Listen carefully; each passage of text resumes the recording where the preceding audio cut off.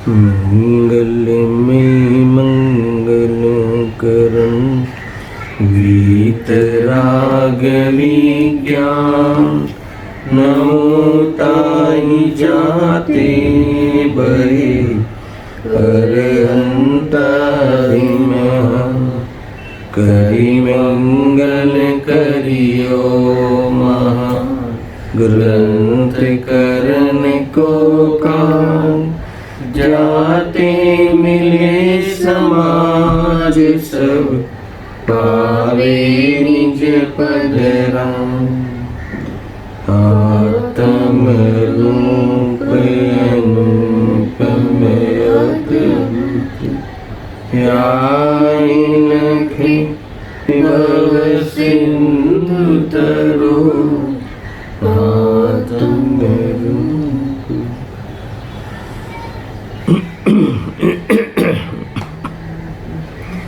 कविवर पंडित श्री बनारसीदास रचित उपादान निमित्त चिट्ठी पे स्वाध्याय चल रहा है।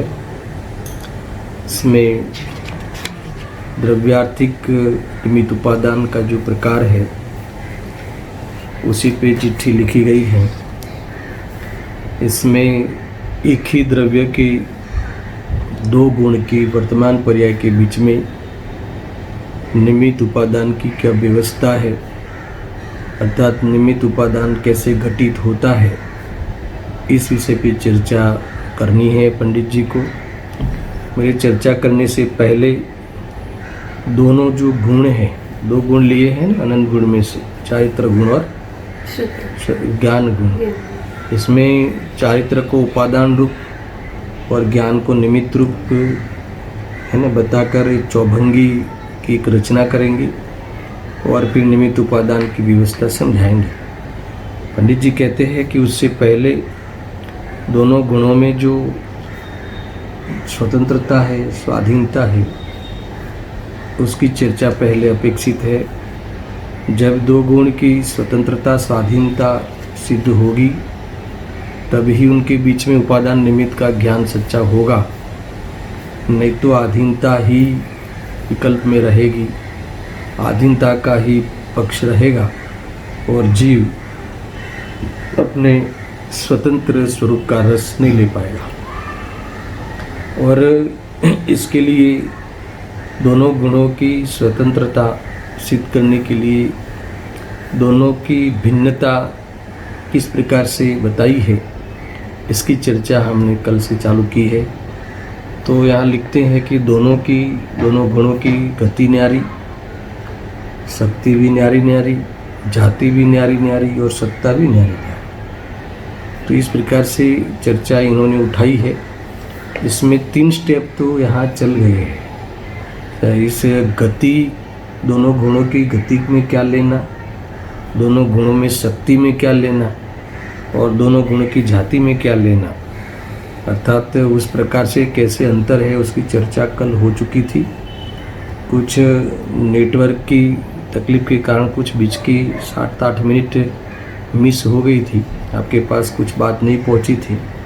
ये जो चारित्र गुण की जो शक्ति की चर्चा बीच वाला स्टेप है वो वहाँ मिस हो गया था आपके पास पहुँचने में। तो थोड़ी वही बिंदु को भी आज कवर कर लेंगे और विशेष चर्चा आगे बढ़ाएंगे। तो सबसे पहले ज्ञान गुण और चारित्र गुण में गति वाला स्टेप लेते हैं। एक एक पॉइंट समझते समझते आगे निकल जाएंगे। और जो कल छूट गया था या आपके पास नहीं पहुंचा है वो चारित्र गुण संबंधी शक्ति का, वो थोड़ा विशेष विवेचन होगा। तो यहाँ क्या कहते हैं, यहाँ ध्यान रखो, आप लिखने का कोई मतलब नहीं है कि जैसे ज्ञान गुण की गति यानी क्या है ना, थोड़ा पूछ भी लेते हैं। ज्ञान गुण की गति यानी यहाँ पर्णमन लेना है। और पर्णमन में ज्ञान किस रूप पर्णमन होता है, या तो वो जानन रूप अर्थात अनजान रूप, किसी भी पदार्थ के अज्ञान रूप। यहाँ अज्ञान में मिथ्यात्व नहीं लेना है ना। एक जो जानने का प्रसंग जो है उसमें जो मोक्ष मार्ग का प्रसंग रहेगा तब मिथ्या ज्ञान सम्यक ज्ञान की चर्चा आएगी। और इसमें आगे जाति में वो घटित किया हुआ ही है, पर यहाँ मुख्य रूप से क्या लेना है, यहाँ जो जानना जो बनता है क्षयोपशम रूप ज्ञान है ना, ये छद्मस्तों की मुख्यता से है। तो क्षयोपशम रूप ज्ञान में दोनों प्रकार चलते हैं। अज्ञान भी ज्ञान का एक कार्य है, यह एक समझ में आना चाहिए। यानी किसी भी पदार्थ के बारे में जानने में निर्मलता नहीं होनी, यथार्थता नहीं होनी, यानी जैसा है वैसा नहीं जानना, यानी मोक्ष मार्ग वाली यथार्थता नहीं लेना। यानी जैसे कोई ये पट्टी पड़ी है तो ये स्फटिक की है कि कांच की है, इस संबंधी अनजान रहना, ज्ञान में उस संबंधी जानकारी यथार्थ नहीं होना। ऐसा कितनी लंबी है कितनी चौड़ी है उस संबंधी भी ज्ञान में निर्मलता नहीं होना, ये औदिक ज्ञान है। ख्याल में आया? अर्थात किसी पदार्थों के बारे में अन्यथा जानना, ऐसा। और वो औदिक ज्ञान है, तो ये ज्ञान इसी प्रकार से चलता रहता है।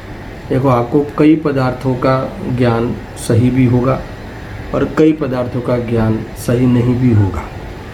तो कोई पदार्थ को जानते हुए भी वह ज्ञान सही नहीं होगा, है ना। समझ लो, आज जो भी पदार्थ के बारे में जानते हो आप, तो ज्ञान सब उस पदार्थ के बारे में भी वो सही है ऐसा जरूरी नहीं है। तो इस प्रकार से ज्ञान का जो परिणमन है हमारा, ज्ञान और अज्ञान रूप दोनों प्रकार से चल रहा है। तो ये एक तो ये लिया आया ख्याल में, छद्मस की मुख्यता से। तो ये हो गई गति।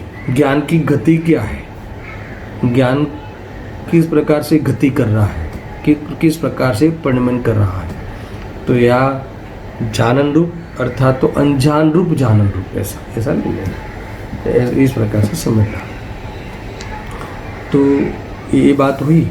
इसमें चारित्र में क्या लिया था, चारित्र का परिणमन जो चल रहा है हमारा, चारित्र गुण है कि नहीं हमारे, तो उसका भी परिणमन कौन सा चल रहा होता है, या तो संक्लेश रूप होगा या विशुद्ध रूप होगा, है ना। दोनों में से कोई न कोई किसी न किसी रूप में परिणमन होता ही। उसमें मैंने सामान्य कथन किया था कि शुभाशुभ भाव रूप आत्मा के चारित्र गुण का परिणमन निरंतर हो रहा है, या शुभ रूप या अशुभ रूप दोनों ले लेना, है ना। या किसी के शुद्ध रूप भी हो रहा है ना, वितराग रूप भी परिणमन हो रहा होगा, ऐसा ले लेना। क्योंकि तो छद्मस की मुख्यता से है ना, यहाँ ज्ञानी अज्ञानी का भेद नहीं किया है। कल मैंने ये भी बताया था ना कि ज्ञान के परिणमन में ज्ञानी हो तो भी, है ना, सब पूरा ज्ञान उसे नहीं होता, अपूर्ण होने से औदिक अज्ञान वहाँ बैठा हुआ है।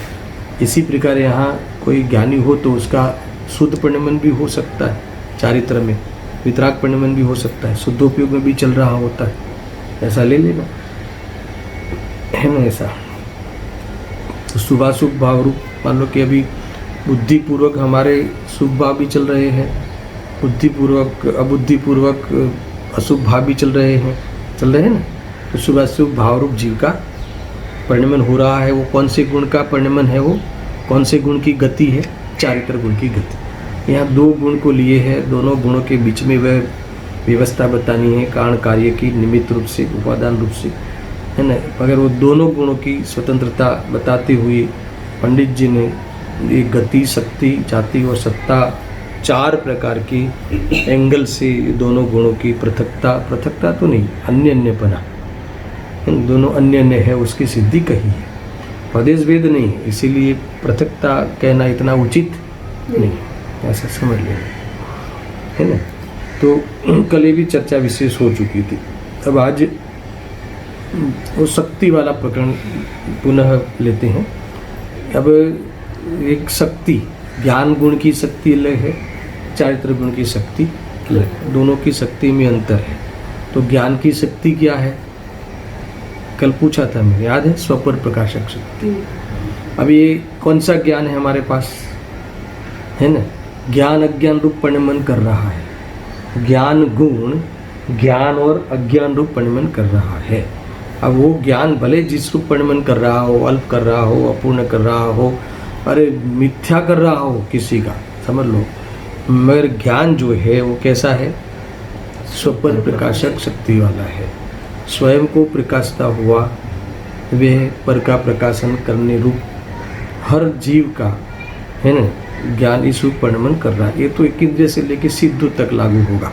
खैर हमें तो यहाँ मुख्यतः संसारी जीव का लेना है ना, और वो भी छद्मस की मुख्यता से है, क्योंकि आत्मदर्शन करके अपना पूर्णता प्राप्त उसे ही करना है।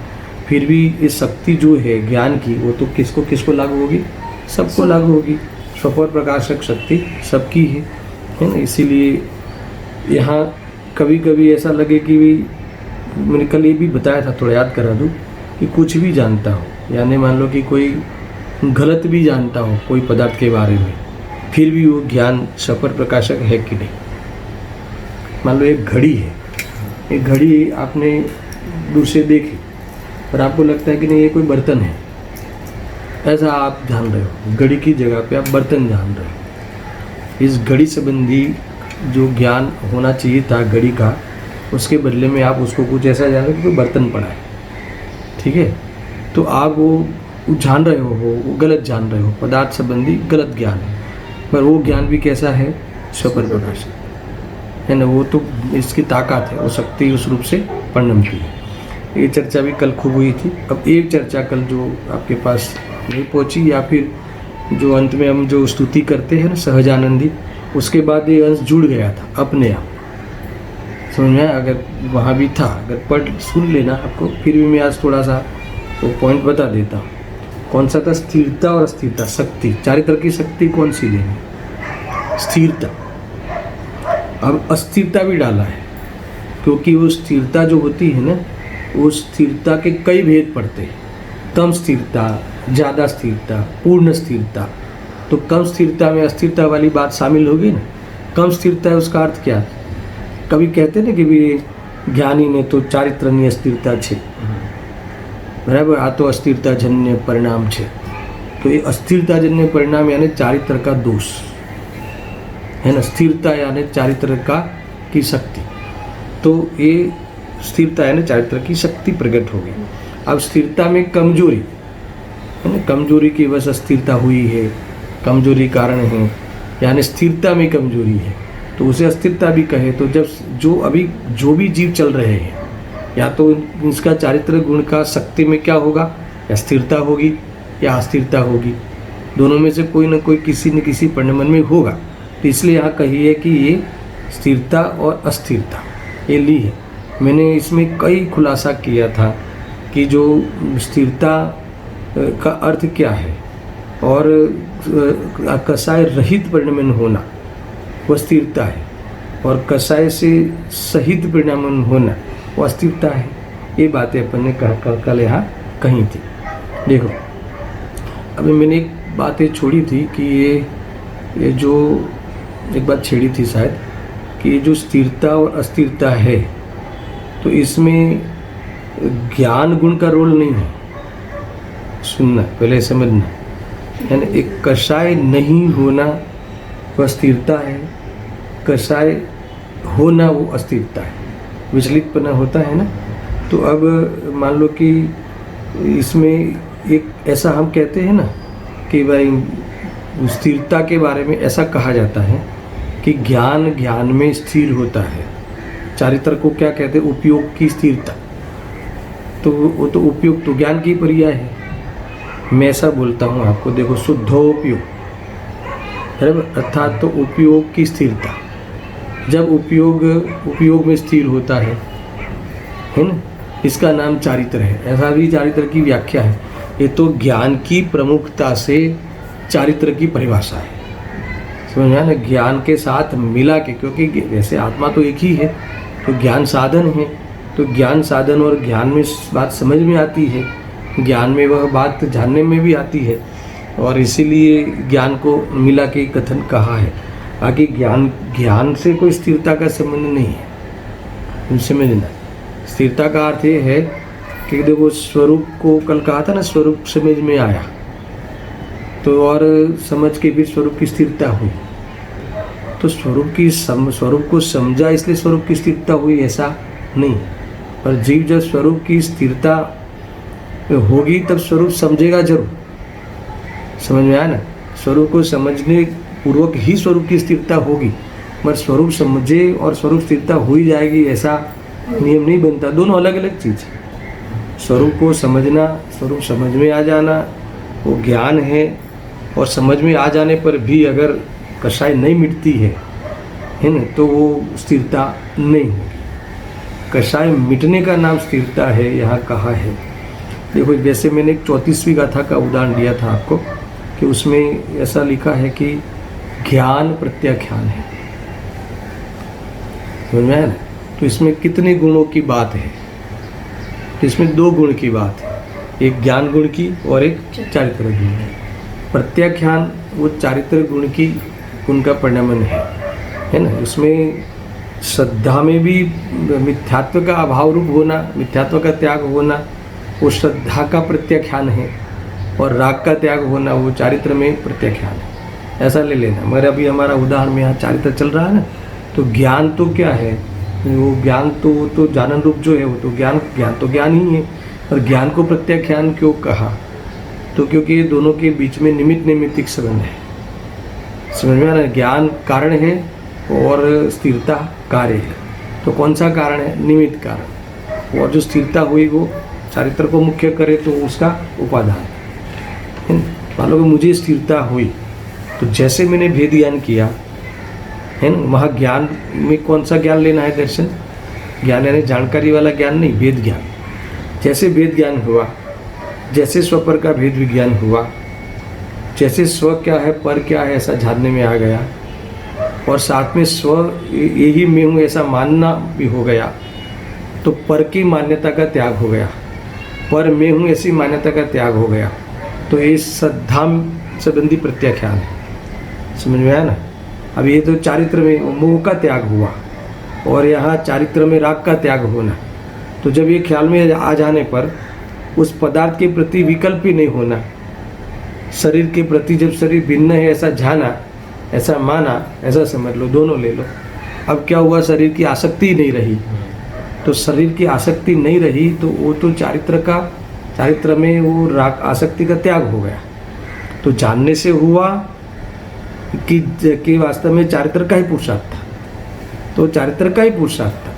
पर जब जानता है, जब जीव चारित्र उस रूप से स्थिरता को प्राप्त होता है, तब उस काल में वेद ज्ञान रूप जानना होता जरूर है, पर वेद ज्ञान हुआ इसीलिए विकल्प का त्याग हुआ ऐसा नहीं है।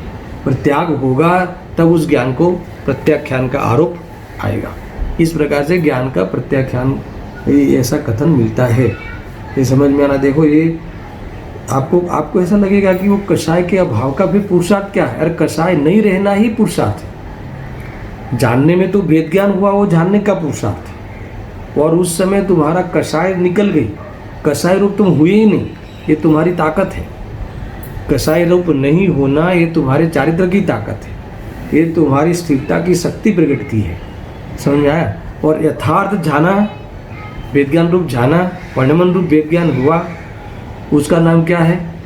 यथार्थ वो ज्ञान का परिणमन है, वो तुम्हारी ज्ञान की शक्ति प्रकट हुई है, समझ में आया ना। और ये राग की रुचि छूट जाना, वो श्रद्धा की शक्ति प्रकट हुई है, समझ में आया ना। राग से राग की रुचि छूट जाना वो श्रद्धा की शक्ति है।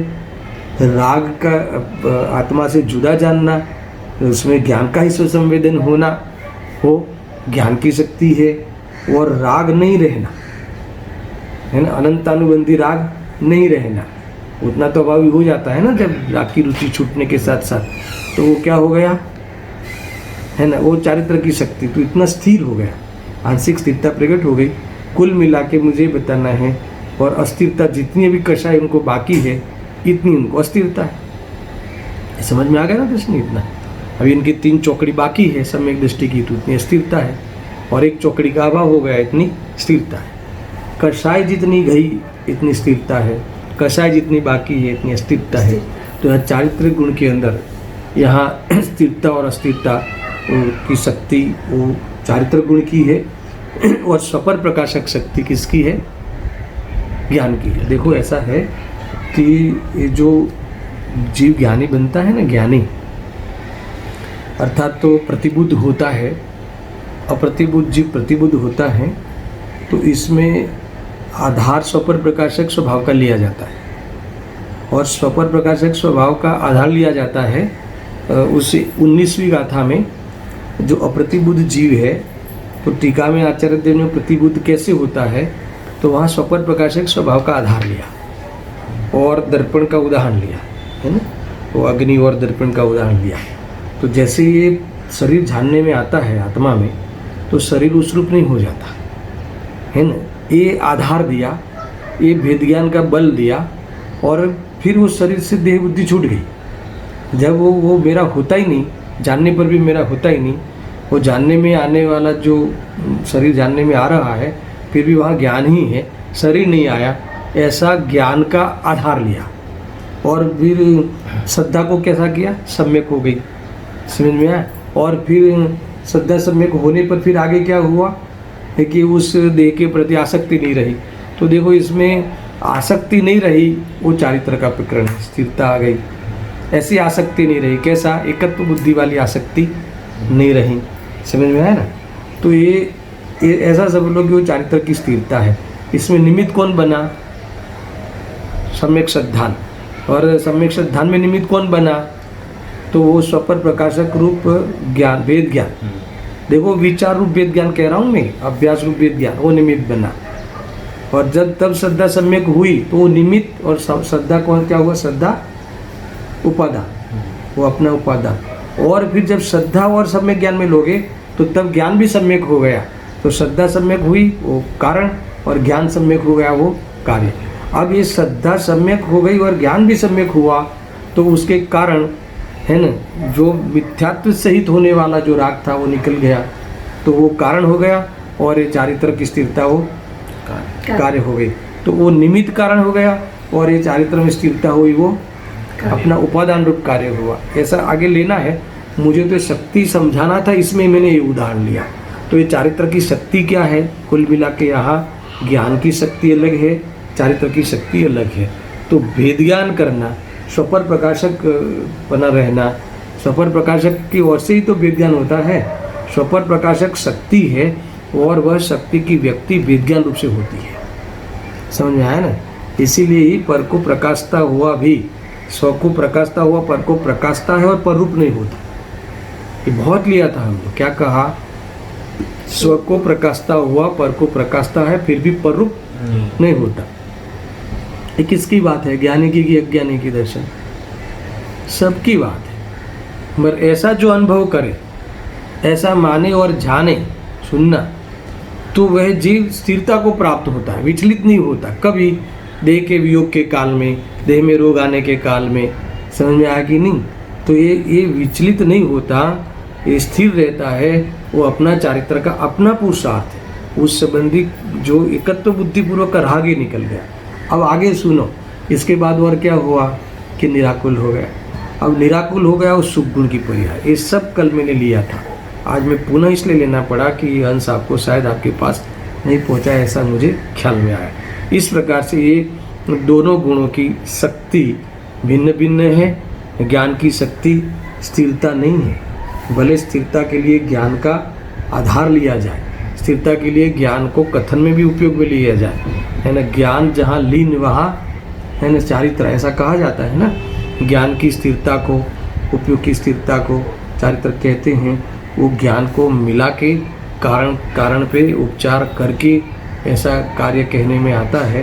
कारण कौन सा है, वो निमित्त कारण है, ऐसा ये समझना, ऐसा लेना। अब ये बात, दोनों बातें हो गई। अब तीसरी बात भी कल चली थी, फिर भी मैं पुनः कहता हूँ, इसमें कई प्रश्न भी आए थे। ये मनता तीव्रता वाली जो जाति है ना, जाति की बात, वो जाति की बात थोड़ी समझ में नहीं आई थी, तो पुनः थोड़ा विचार करके आगे चलते हैं। जब वो ज्ञान की जाति में इन्होंने ज्ञान में अब सम्यक मिथ्यात्व रूप जाति ली, तो उसका आधार क्या है कि पूरे चारे गतियों के जीवों को अगर उसकी जाति देखनी हो तो दो प्रकार से जाति बनेगी, है ना। एक अज्ञानी का ग्रुप है और एक ज्ञानी का ग्रुप है, ठीक है। अब ज्ञानी में भेद पड़ेंगे, अल्प ज्ञानी, पूर्ण ज्ञानी, अनंत ज्ञानी, वो अलग है, समझ में आया कि नहीं। मगर वो सब ज्ञानी का ग्रुप है है ना, और एक अज्ञानी। अज्ञानी यानी मिथ्या दृष्टि, ज्ञानी यानी सम्यक दृष्टि।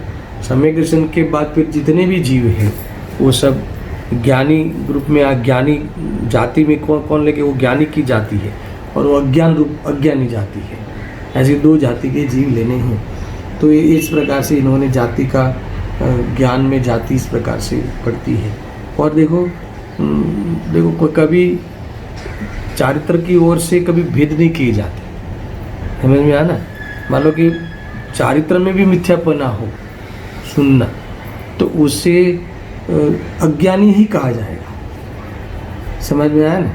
अभी मान लो कि श्रद्धा गलत हो तो मिथ्या दृष्टि कहते हैं, फिर भी एक शब्द में उसे अज्ञानी की ही ग्रुप में डाला जाता है। जिनके मिथ्या चारित्र हो, जिनका ज्ञान मिथ्या हो, जिनका आचरण मिथ्या हो, तो श्रद्धा के दोष है ना, फिर भी वो सारे जीवों को हम किस में डालते हैं? अज्ञानी। तो इस प्रकार से अज्ञानी से ये बहुत बढ़िया बात आई है। इस प्रकार से ज्ञानी और अज्ञानी की जाति बता दी। और इसमें एक बात इन्होंने विशेष कही कि वैसे ज्ञान रूप जाति जो है उसका कभी नाश नहीं होता, मगर जो मिथ्या रूप जाति है उसका नाश होता है ना। अज्ञानी रूप जाति है उसका तो नाश होता है, वो ज्ञानी बन जाता है। फिर भी उसकी मूल जो जाति है जड़ और चेतन की अपेक्षा, तो वो जो चैतन्य जाति है वो कभी नाश को प्राप्त होकर जड़ रूप नहीं होता। ये भी थोड़ा इन्होंने इशारा कर दिया है। अब इसके सामने जो चारित्र की जाति अलग है, चारित्र की जाति में क्या लिया है? मंद तीव्र रूप जाति। ये थोड़ा सा आपको कंफ्यूज हुआ होगा, है ना। तो इसमें क्या लेना है? देखो, तो एकेंद्र जीवों को भी मंदता रहती है। ये बात यहाँ मैंने कल थोड़ी सी छेड़ी थी, है ना। जाति में मंदता तीव्रता में क्या लेना है? तो यहाँ जो कषाय की तीव्रता मंदता वाली बात यहाँ नहीं ली। यहाँ ऐसा लिखा, देखो पहले मैं इनको विशेष बात लिखी हो पढ़ता हूँ, परंतु તેમાં એક વિશેષતા કે મંદતાની સ્થિતિ 14મા ગુણસ્થાન पर्यंत હોય છે અને तीव्रताની સ્થિતિ 5મા ગુણસ્થાન સુધી હોય છે। पहले ये समझ लो, फिर मंदता तीव्रता किसे कहते हैं वो समझ लेते हैं। इसके बाद फिर चौथी वाली जो बात है वहाँ से अपना पकड़ बाकी है, तो वहाँ से आगे चलाते हैं। यहाँ ध्यान देना, है ना। कोई है प्रश्न, कोई कंफ्यूज है तो पूछ लेना। अभी ये देखो, अभी जैसे इन्होंने कहा कि मंदतानी स्थिति तो 14મા गुणस्थान पर्यंत હોય છે, यानी 1 से लेके 14 गुणस्थान समस्त ले लिए। और यहाँ कहा कि तीव्रता की स्थिति 5वें गुणस्थान तक, यानी 5वें गुणस्थान वाले जीव तो मंदता तीव्रता वाले दोनों जाति वाले हैं, है ना। और 6ठे गुणस्थान से सारे जीव मंदता वाले हैं। इसलिए 1 से 5 वाले तो मंदता तीव्रता दोनों होगी, तो 1 से 14 वाले सब मंदता में तो हो ही गए और 1 से 5 वाले तीव्रता वाले हो गए। पहले मंदता तीव्रता के स्वामी की चर्चा हुई है।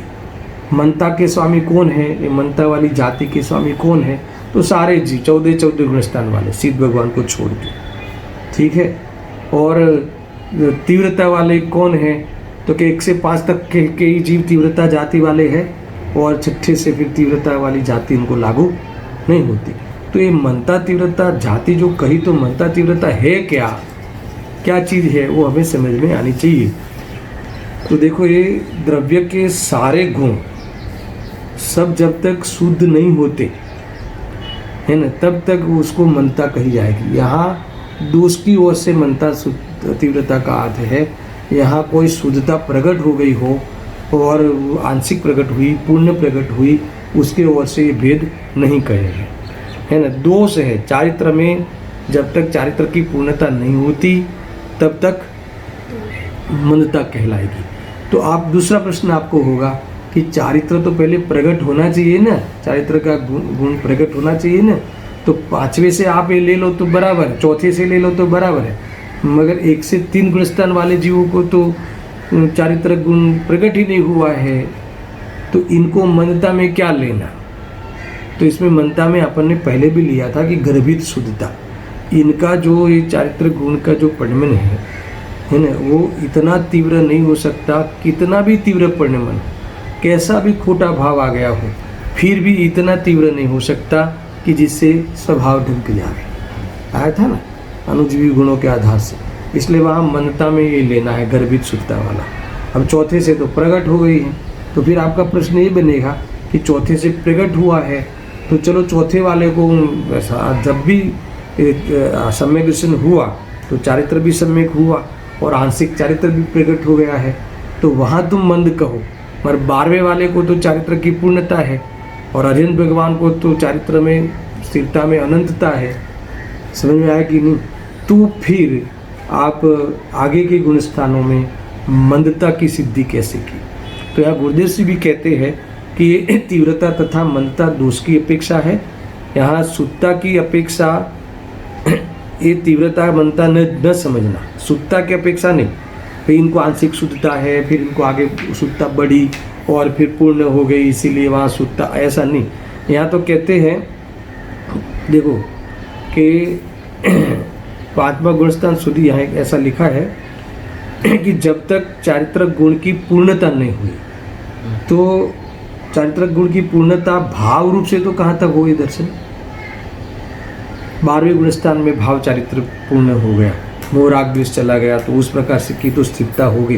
फिर भी वह 13वें गुणस्थान तक वो जो प्रदेशों का कंपन रहता है, प्रदेशों की स्थिरता नहीं रहती, 1 से लेकर 13वें गुणस्थान तक क्या नहीं है? वहाँ पे प्रदेशों का कंपन है, होने से स्थिरता प्रकट नहीं है। तो उस प्रकार से भी वहाँ क्या कहा जाएगा कि वह अशुद्धता है, चारित्र गुण में अभी पूर्ण रूप से प्रकट नहीं हुआ है। और फिर 14वें गुणस्थान में तो क्या अभी भी उनको क्षेत्र से क्षेत्रांतर बाकी है। जब मध्य लोक में, जब अरिहंत भगवान मध्य लोक में होते हैं, अब सिद्ध दशा को प्राप्त होंगे तब वो ऊर्ध्वगमन करेंगे और सिद्धालय में जाके विराजमान होंगे। तो आवागमन, ये आत्मा का ये जो आचरण है आवागमन का, वो वास्तव में पूर्ण स्थिरता नहीं है। अनेक प्रकार से वो चारित्र की पूर्णता नहीं है। चारित्र की पूर्णता कब कहलाएगी? संपूर्ण मुक्ति हो जाना है ना। द्रव्य मुक्ति, द्रव्य मोक्ष किसको है ना? भाव मोक्ष अरिहंत भगवान को है और सिद्ध भगवान को भाव मोक्ष और द्रव्य मोक्ष दोनों है। तो द्रव्य से मुक्त होना माने क्या? संयोग में शरीर भी नहीं रहना, कर्म भी नहीं रहना, तब जाके पूर्णता प्रकट होगी।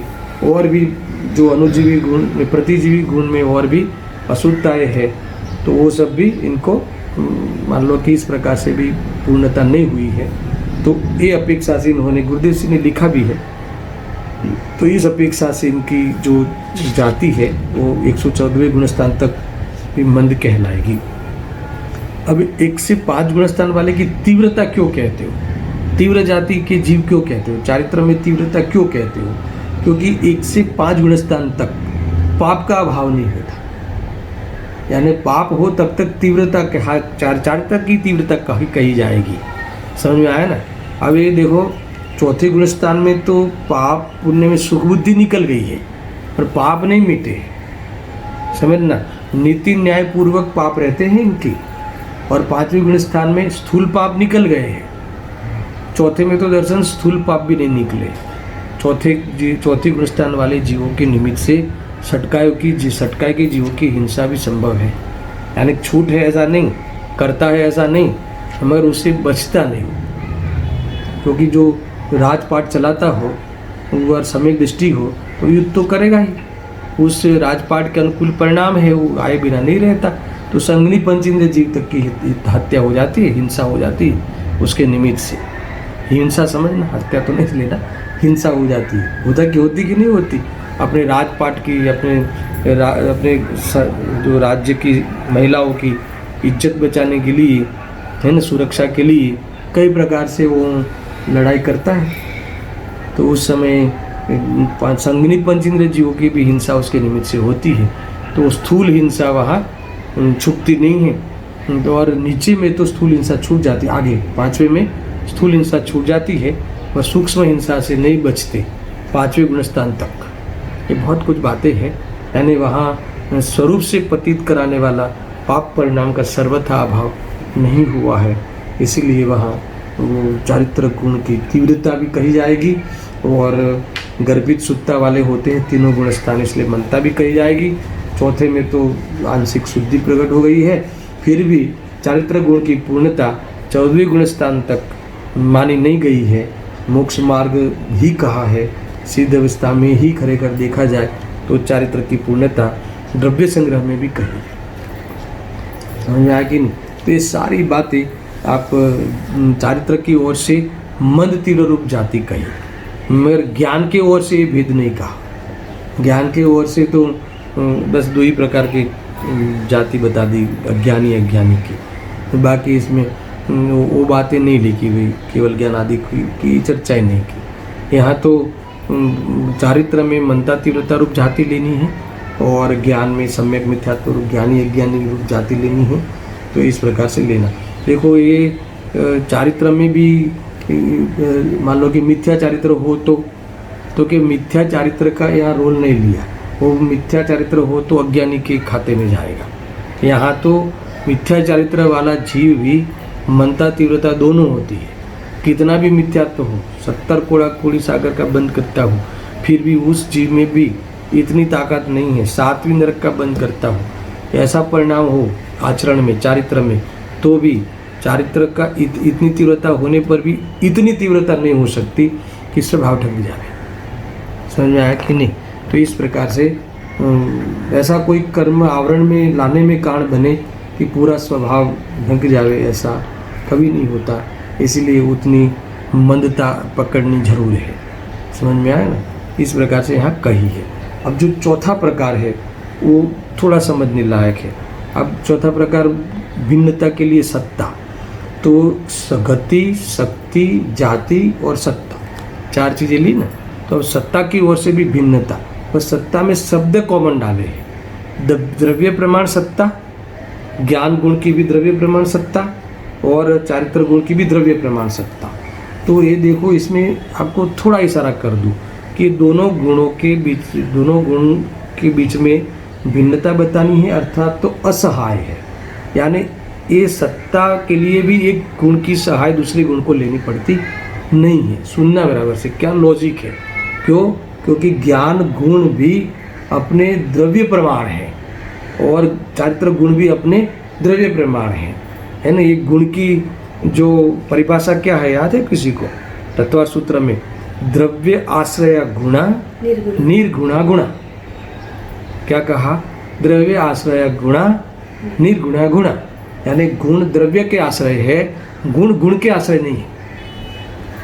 गुणों का आश्रय नहीं है। ज्ञान गुण चारित्र गुण के आश्रय से नहीं है, चारित्र गुण गुण के आश्रय से, ज्ञान गुण के आश्रय से नहीं है। मगर दोनों किसके आश्रय से है? अपने सत्ता के आश्रय से है, क्योंकि वो द्रव्य प्रमाण है।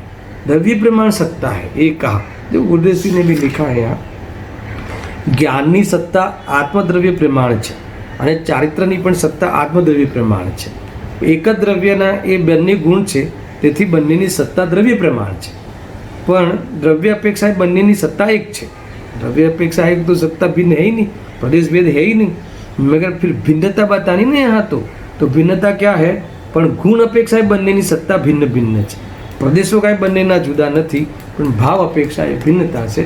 अर्थात तो इसमें ये लेना है कि जो गुण गुण के आश्रय से नहीं रहते, गुण द्रव्य के आश्रय से रहते हैं, द्रव्य प्रमाण सत्ता है ना, ऐसा. और इसमें देखो ऐसा है कि ज्ञान आत्मा प्रमाण है. सुनना, गुरुदेव ने लिया ना यहाँ कि ज्ञान की सत्ता आत्मद्रव्य प्रमाण है. अभी देखो, आपने प्रवचन सार सुना हो, प्रवचन सार में तो आत्मा ज्ञान प्रमाण है, ज्ञान ज्ञेय प्रमाण है અને જ્ઞેય लोकालोक प्रमाण है. એટલે आत्मा सर्वव्यापक है, वो जानने की अपेक्षा है, वहाँ सत्ता की बात नहीं है. यहाँ ध्यान दो, मैं समझाता हूँ, ध्यान दो.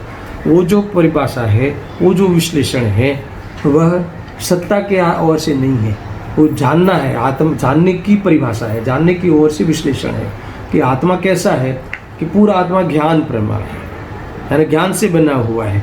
अब ज्ञान से तो ज्ञान क्या है? तो ज्ञेय प्रमाण है, यानी ज्ञेय को जानना वही उसकी प्रामाणिकता है. और ज्ञेय कितने लेने? तो ज्ञेय लोकालोक प्रमाण है, यानी पूरा लोकालोक को जान सके, यानी उसमें व्यापक है, यानी जान सके और जाने, वो जानने का स्वभाव वाला आत्मा है. वहाँ ये रूप लिया है. यहाँ सत्ता में इन्होंने बात दूसरी ली. क्या ली? कि ज्ञाननी सत्ता आत्मद्रव्य प्रमाण है. अब इसको थोड़ा समझो, थोड़ा कठिन विषय होता है, फिर भी समझना पड़ेगा. रोचक विषय है, सुनना. क्या है? द्रव्य प्रमाण सत्ता का क्या अर्थ निकाला? જ્ઞાન આત્મા પ્રમાણ છે. જેવડો આત્મા છે એવડું જ્ઞાન છે. यानी ज्ञान द्रव्य, क्योंकि गुणों से बना हुआ द्रव्य है ना, तो गुण कहाँ है, किसके आश्रय से रहेगा, द्रव्य के आश्रय से. तो यहाँ कहते हैं कि ज्ञान आत्मा प्रमाण છે, જેવડો આત્મા છે તેવું જ્ઞાન છે, તેવું જ જ્ઞાન છે, તેવડું જ જ્ઞાન છે. अब देखो आत्मा कैसा है, द्रव्य कैसा है, सामान्य विशेष.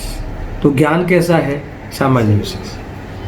द्रव्य सामान्य विशेष है तो ज्ञान भी सामान्य विशेष है. फिर कहते हैं कि द्रव्य कैसा है, असंख्यात प्रदेश है, तो ज्ञान कैसा है, असंख्यात प्रदेश है. ये देखो जो है ना, ज्ञान की सत्ता क्या ली, द्रव्य प्रमाण. चारित्र की सत्ता क्या ली, द्रव्य प्रमाण. एक दूसरे के प्रमाण नहीं. तो द्रव्य कैसा है, सामान्य विशेष. ज्ञान कैसा है, सामान्य विशेष. द्रव्य क्षेत्र अपेक्षा कैसा है, असंख्यात प्रदेश. ज्ञान भी कैसा है, असंख्यात प्रदेश. काल अपेक्षा द्रव्य कैसा है, अनादि अनंत. ज्ञान कैसा है, अनादि अनंत. अब भाव अपेक्षा, या भाव अपेक्षा कहते हैं कि द्रव्य कैसा है, अनंत गुणात्मक है. तो भाव अपेक्षा ज्ञान कैसा है, तो ज्ञान भी अखंड है, अनंत गुण स्वरूप है. अर्थात तो अनंत अखंड अनंत गुण स्वरूप आत्मा का लक्षण है. इस रूप से कैसा है, अखंड रूप से है, निरंतर ज्ञान को प्रसिद्ध करता हुआ है, ऐसा ये बताना है. कुल मिला के ये ज्ञान आत्मा प्रमाण है. ऐसा ही चारित्र भी आत्मा प्रमाण है.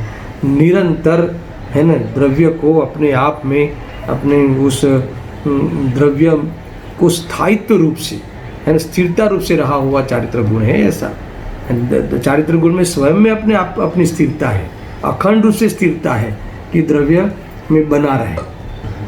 समझ में आया कि नहीं, ऐसा है. कई बातें लेनी है, बाकी तो सामान्य विशेष, असंख्यात प्रदेशी और अनादि अनंत सारी अपेक्षा इनको लगेगी. इसलिए चारित्र गुण क्या, किस प्रमाण है, द्रव्य प्रमाण है. यानी सत्ता कैसी है चारित्र गुण की, द्रव्य प्रमाण. ज्ञान गुण की कैसी है, द्रव्य प्रमाण. कैसी नहीं है, चारित्र प्रमाण नहीं है. और ज्ञान चारित्र की ज्ञान प्रमाण नहीं है. यानी एक दूसरे के अधीन नहीं है. कुल मिला के यहाँ क्या बता दिया, कि ऐसी बात बता दी कि दोनों गुण असहाय है, दोनों गुण स्वतंत्र है. इस प्रकार से गति भिन्न भिन्न है, शक्ति भिन्न भिन्न है, जाति भिन्न भिन्न है, सत्ता भी भिन्न भिन्न है. इस प्रकार से ये बातें यहाँ आई और निष्कर्ष के रूप में अंत में ये बात लिखते हैं.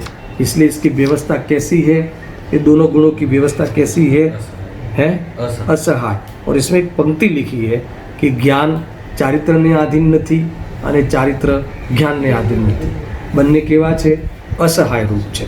बहुत बढ़िया. अंत में एक पंक्ति पंडित जी लिखते हैं, आ तो मर्यादा बांधी.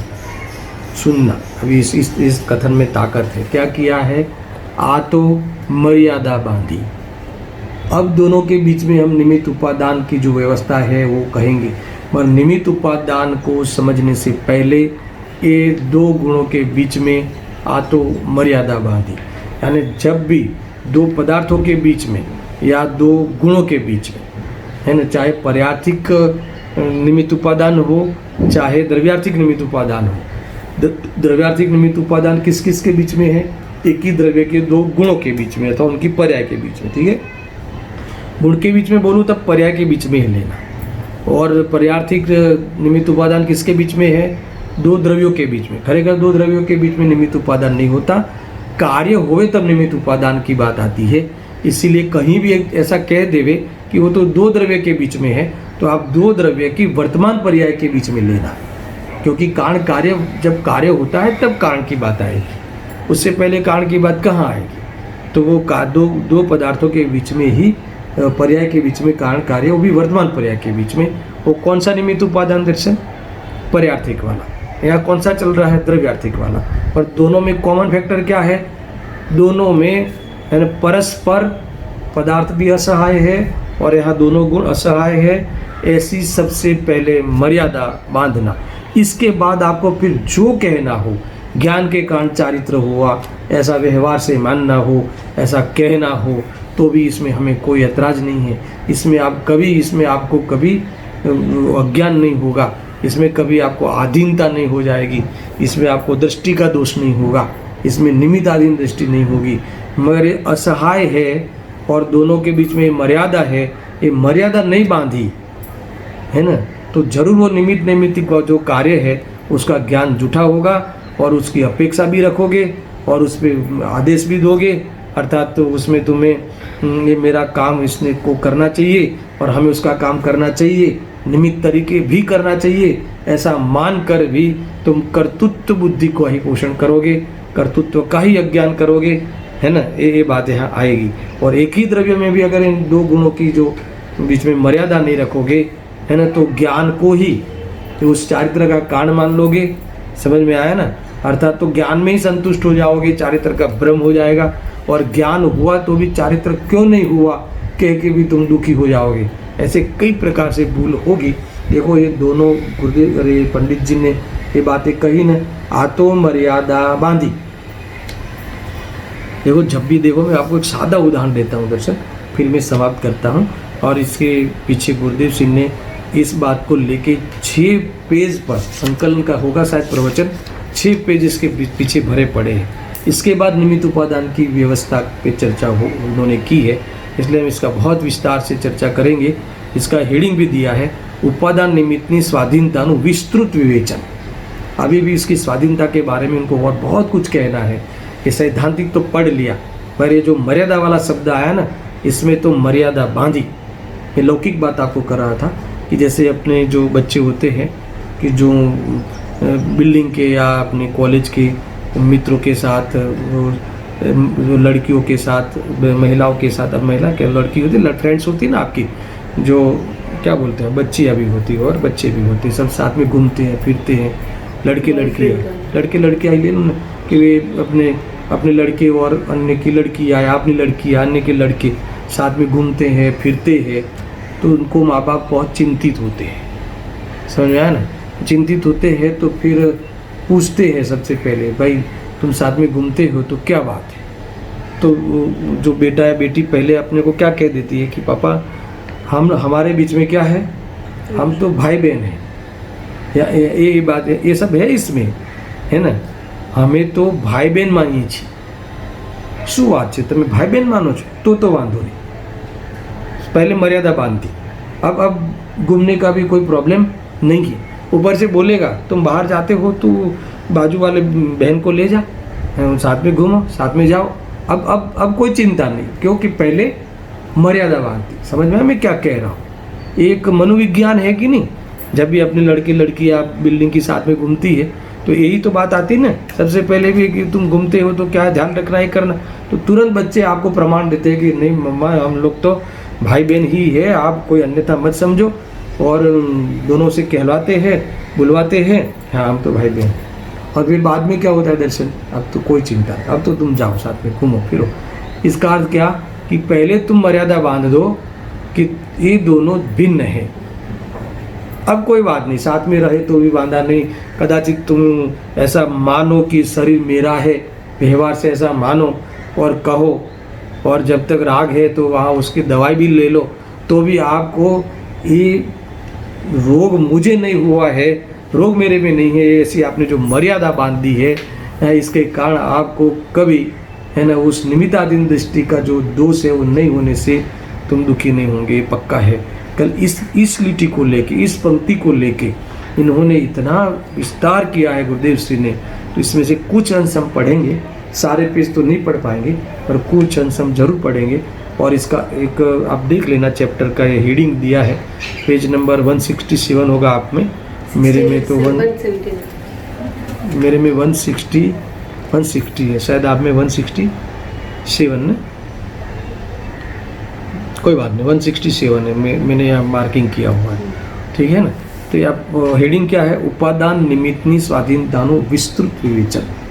इतने उदाहरण दिए हैं, इतने लॉजिक दिए हैं, है ना, और इस प्रकार से मर्यादा बांधी, है ना, आ तो मर्यादा बांधी, अब चिंता नहीं है। इस प्रकार की चर्चा भी विशेष आई है, उसकी चर्चा हम कल करेंगे। सहजानंदी शुद्ध स्वरूपी अविनाशी आत्मस्वरूप, सहजानंदी शुद्ध स्वरूपी अविनाशी हूँ आत्मस्वरूप सहजानंदी शुद्ध स्वरूपी अविनाशी आत्मस्वरूप।